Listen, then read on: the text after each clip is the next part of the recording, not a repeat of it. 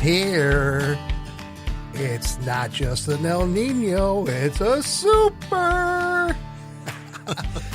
Good morning and welcome to Nature Watch. Nature Watch is sponsored by Waddell's Nursery, Floral Garden, and Bird Center at the corner of 12th Street and Millam Road. And now your host for Nature Watch, our super expert, Gary Miller. Good morning. Good morning. How are you? Yeah, they're saying nice. It's here. It's very comfortable outside. Oh, it's nice. It is nice. After the heat this last week, it feels wonderful. Well, yeah, of course. So we need some heat for everything to grow and mature, but we weren't used to it either. That high humidity and very warm temperatures, and we had heat indices up near 100 on Wednesday. Now, Thursday turned out to be a little bit better, yes. But I'll tell you what, man, we had some good storms Wednesday and Thursday. Wow. Yeah, so I think it was like a lot of other folks lost sleep Thursday night because the storm's coming in, and tuning into Michigan Storm Chasers live. That's how I lost my sleep, by the way, was tuning into that. So did I. That and watching the radar. So, all the storms we've had. And actually, so I was looking last night, getting last things ready for the show today, and I looked at Michigan Storm Chasers and their YouTube videos, and I realized that they had lost sleep Tuesday, Wednesday, and Thursday night. Yep. Because we had storms. So I had some rain this last week. I had 2.3 inches since last Saturday.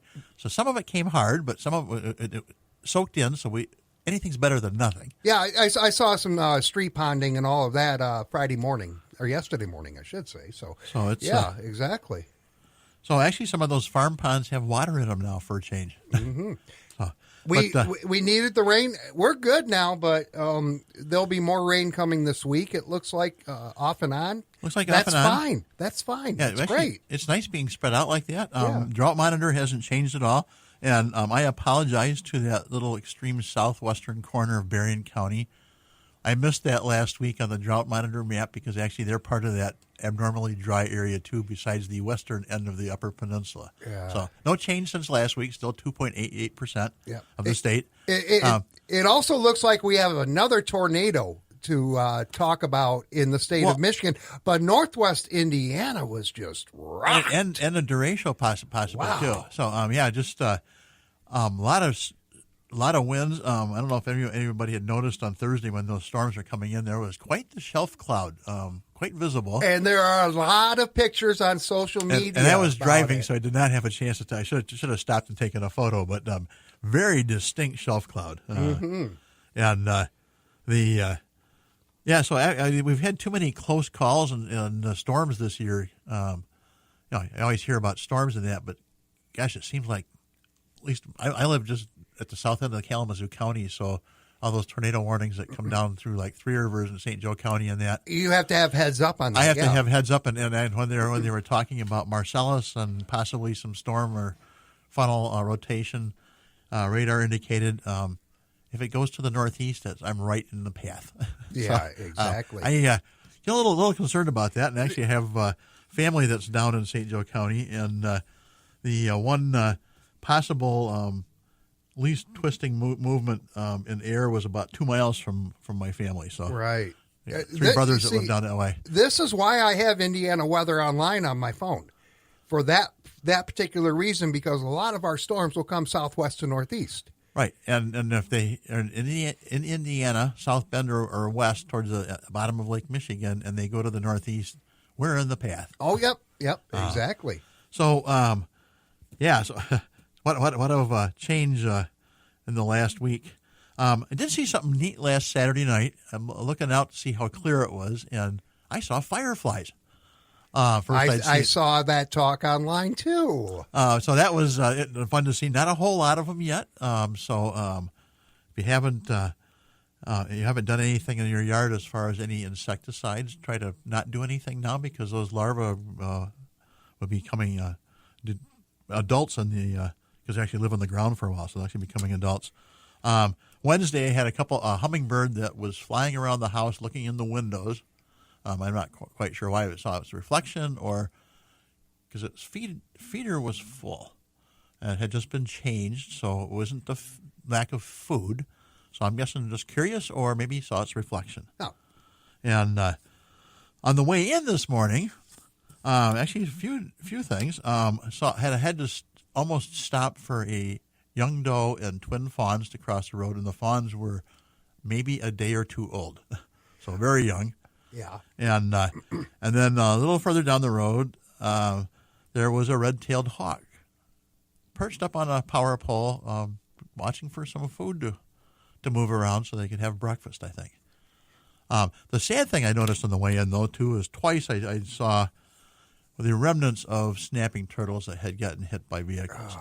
So if you can, when you see the turtles are moving right now, quite a few of them trying to lay eggs, and so if you can safely pull over and move those turtles in the direction that they're moving and get them across those roads, it would be appreciated. Think of those turtles as mom or grandma, because those snapping turtles live a long time, and they're just trying to get across the road so they can lay eggs in some soil somewhere. And so especially snapping turtles, they live quite long. So why did the turtle cross the road? To lay its eggs. Yes. Simple.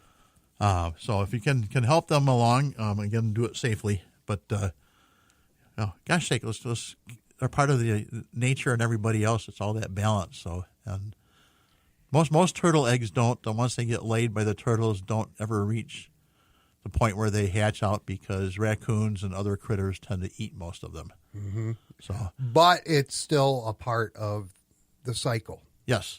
And so if you see some place where turtles have laid eggs, you can put a wire cage or something around that, over that, so raccoons and other critters can't get to them, so they can hatch out. At least give the turtles a little bit of a chance. Those little turtles still have a big uphill battle to make adulthood. Yeah.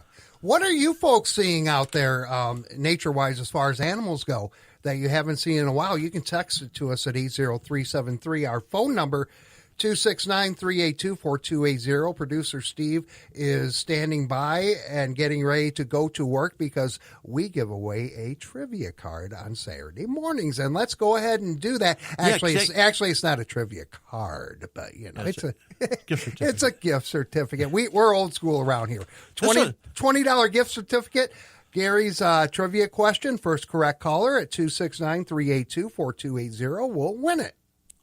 So this one might be a little bit of a challenge today, because it's a sort of a two-parter, and actually it is a two-parter.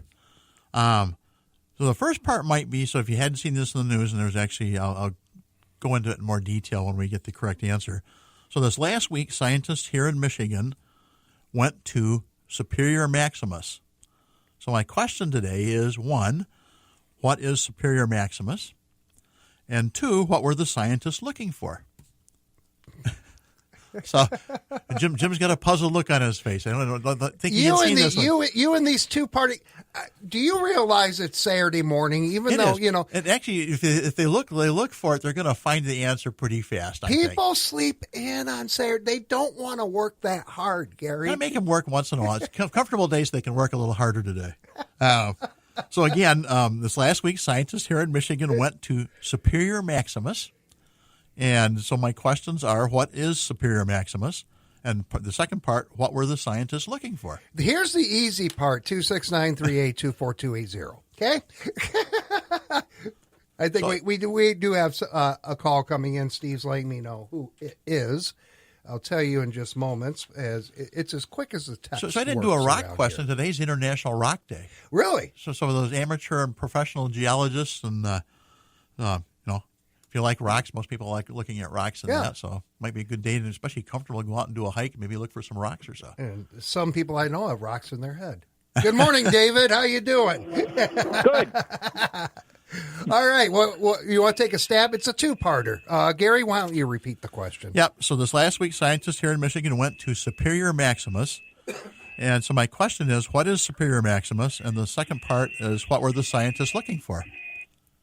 It's the deepest part in Lake Superior. That's correct. They sent down, like a submarine years ago, but now they use some kind of remote control down there to see what life is down that far down in Lake Superior, and they're going to have some little movie or something like that coming out about it. Yes. So actually, that's correct. And Hey, you don't need to talk about it anymore, Gary. He just did. no, so actually, I got more details on it. So Superior Maximus is approximately 1,300 plus or minus feet deep, so almost a quarter mile. And you're right. I think about 40 years ago or so, they actually sent a little submarine down to investigate. There are some fish species that live down in that deep part of Lake Superior, and because it's so deep, there's no daylight that reaches that deep.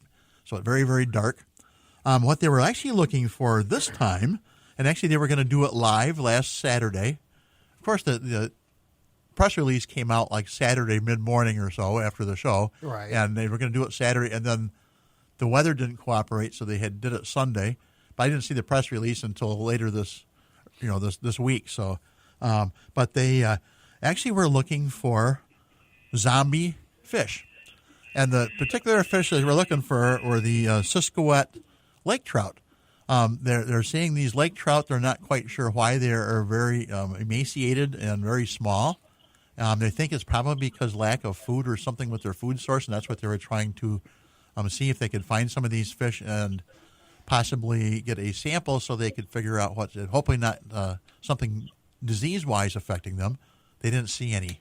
Oh, good. So, despite having the lights in that down in that deep, dark area of Lake Superior, yeah. So I imagine they're going to try again here at some point. But okay, interesting fact. I thought it was pretty neat because it's actually the deepest part of Lake Superior's got a name, Superior Maximus. Yeah, that was probably was that David? Was that the easy part of it?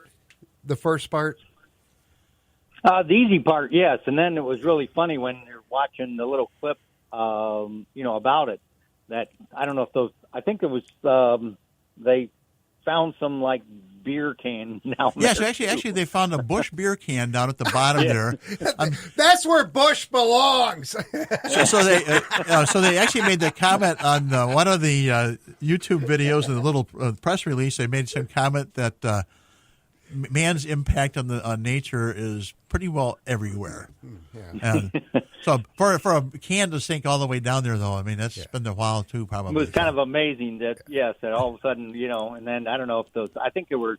I don't think it looked like there were some little tiny dead fish laying on the Yeah, so they had a few dead dead fish, but so actually if that beer can had been full, it probably was chilled pretty good down at the bottom of the lake. But it's Just saying. But it's Busch. True. I'm sorry, I'm a beer connoisseur. Then again, I get yelled at for drinking old style, but I'm sorry, man. It's a Cubs connection, okay? But when you think about it, Busch could have a nature connection just because it's got a picture of a mountain and it's a bush. It's sitting at the bottom of Lake Superior. Right. Yes. Yeah, head for the water of Busch. Okay, that's it. David, you're our winner. $20 gift card coming your way. I need to send you back to Steve, and he's going to tell you how to pick that up, okay? Okay, and then one other question for you. Go for it. I was going into work and going across Portage Road down close to Center Street between those woods. I don't know if it was a coyote or a fox because it was about the size of a German Shepherd, full-size German Shepherd. So that was most likely a coyote. Foxes are smaller, and foxes have a bushier tail, and they're usually more of that reddish-brown color or brownish-red. And so that's if it's about the size of a German Shepherd, that was definitely coyote. And there are coyote around. Oh, yeah. I was going to, by the time you would look at the coyote and go, man, what is that? And, all of a sudden it's like, man, I should take out my phone and, get a picture of it. And by the time you've thought all about this thing, he was into the friggin' woods. Yeah. Right. So they're camera shy. Yeah. There you go. Yes. All right. Okay, well, thanks. Hey, David, thank you. And stand by. I'm going to send you back over to Steve, okay? Okay. All right. Excellent. Okay. Thank you. Hey, good job out there, David. And more Nature Watch coming up. We're going deep on this episode, apparently. Yeah, at least for part of the show. We're back. We're back in 70 seconds on WKZO. Waddell's Nursery Florist and Garden Center has been adding color to landscapes with top quality plants in the Kalamazoo area for 80 years. Waddell's greenhouses and nursery beds are filled with the beautiful plants you've been waiting for. For instant color on decks and patios, check out the great selection of potted blooming annuals. Waddell's also has a huge selection of hanging baskets, and right now you can save $3 on each one. For a tropical feel, try hibiscus and mandevilla plants, which are all 25% off. Come see the huge variety of proven winter blooming annuals in 4-inch pots, now just $4.39. Save over $2 each. Many perennial favorites are arriving daily, including hostas, sedums, lilies, daisies, coral bells, rose bushes, and more. Need some ideas on which plants will do best in your gardens and outdoor living areas? Stop in and talk to the experts and wander the acres of blooming plants at Waddell's Nursery Florist and Garden Center, located on Texas Drive at the corner of Millam and 12th Street. WKZO. I like the local news. More local news on the radio than any other station in town. And online, too, at WKZO.com.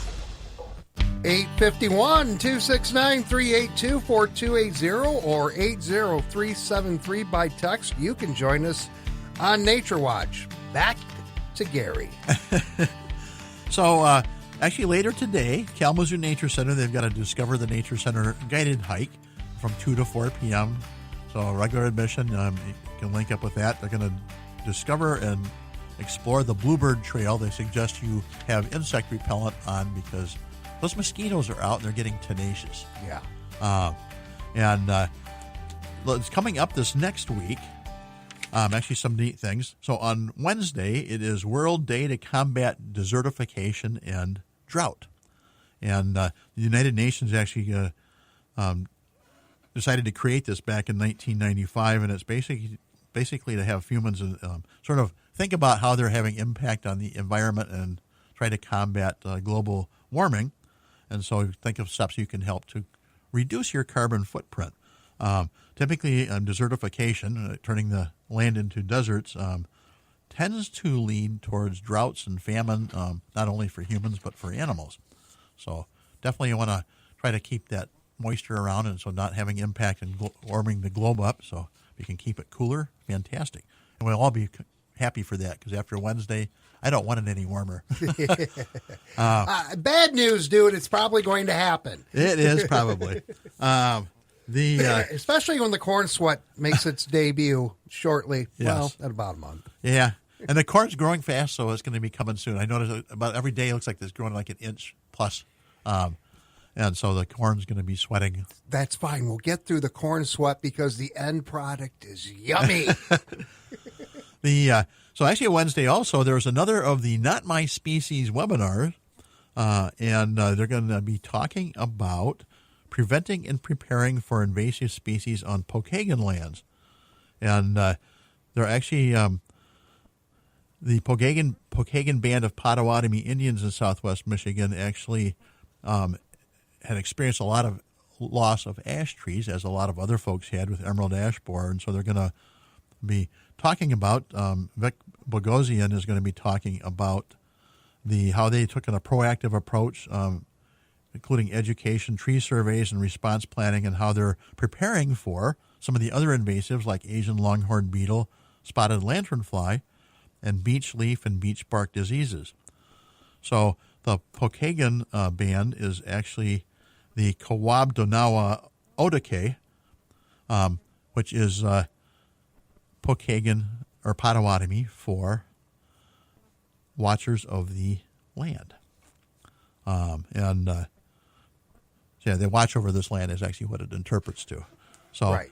Neat webinar. That is actually at 9 o'clock till about 10, usually 10, and they actually are linking it to about 10:30, so I'm guessing it's going to be a little longer this time. Okay. They're actually fun. They actually have the experts from the DNR and Eagle and MDART on those webinars also, so be pretty interesting. Vic is actually the Natural Resources Manager for the Pokagon Band, so if you have a chance, you need to get a registration ahead of time so they can send you the Zoom link for that.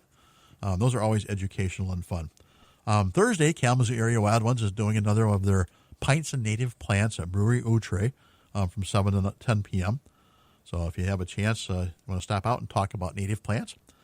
Next Saturday, the Kalamazoo Astronomical Society is going to attempt another public observing session.